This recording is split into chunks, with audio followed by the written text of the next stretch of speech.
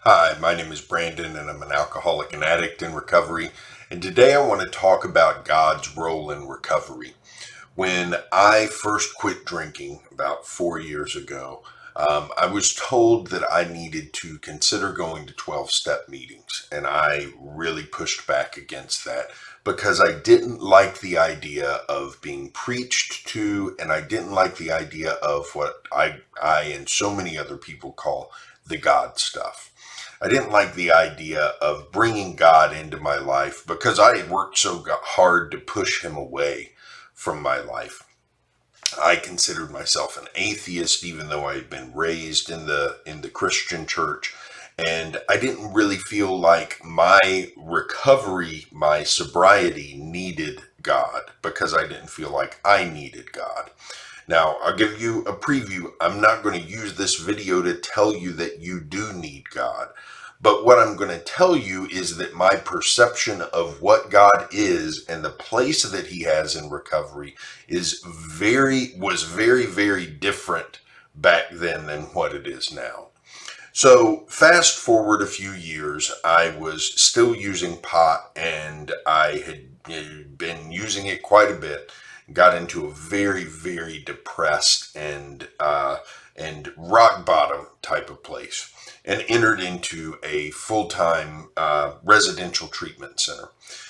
In this center, they worked a 12-step program with their clients, and they asked me as I came in, do you think you could believe in a higher power? And I was so desperate, I said, basically, I'll try anything you guys tell me to try. And so pretty quickly, I started to explore the idea of not necessarily God, but a power greater than myself.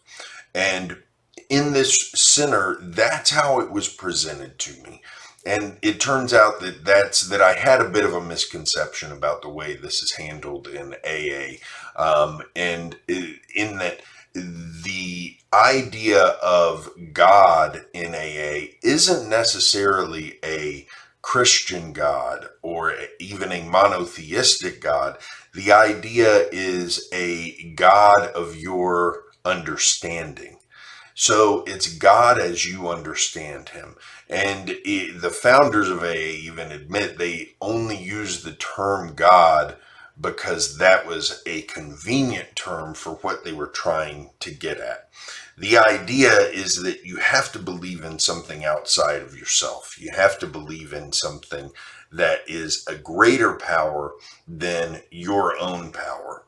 And for me, as soon as it was explained that way, things started falling into place very easily because I did believe that the universe, the entire universe, was a power much greater than me.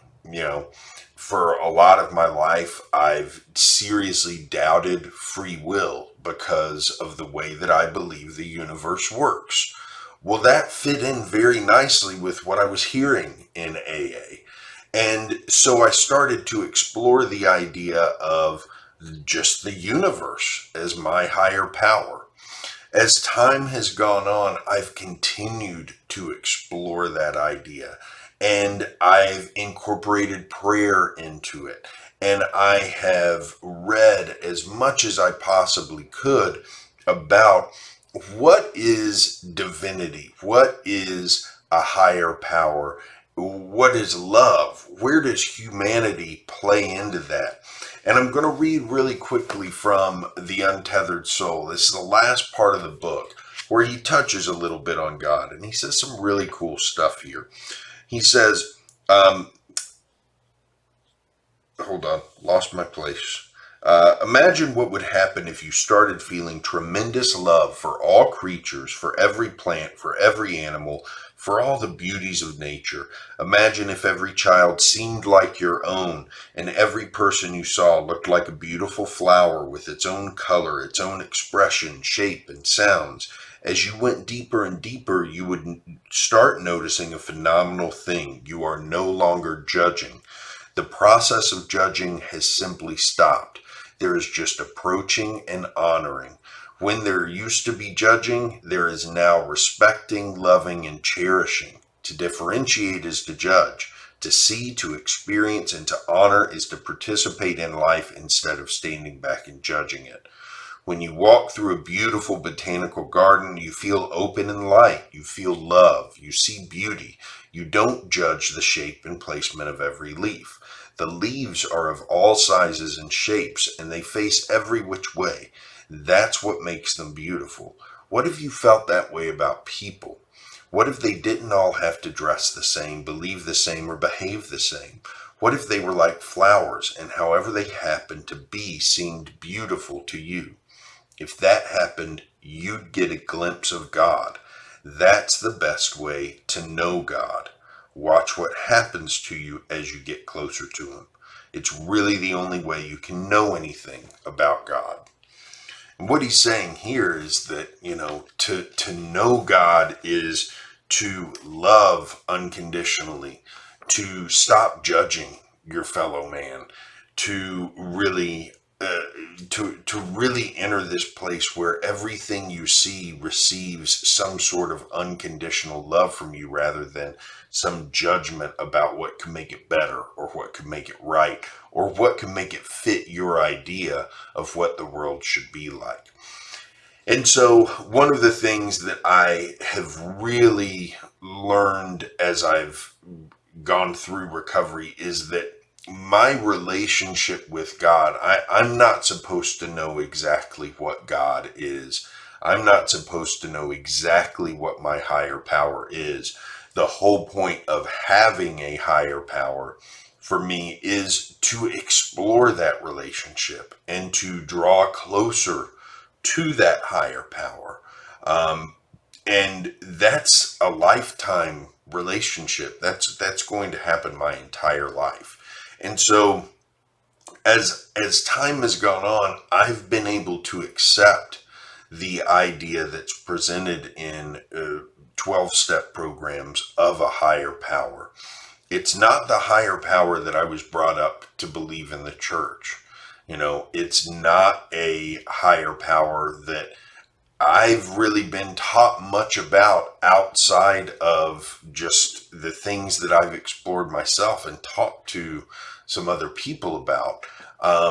It's a personal thing, and that's the way it is for a lot of people who are in these programs.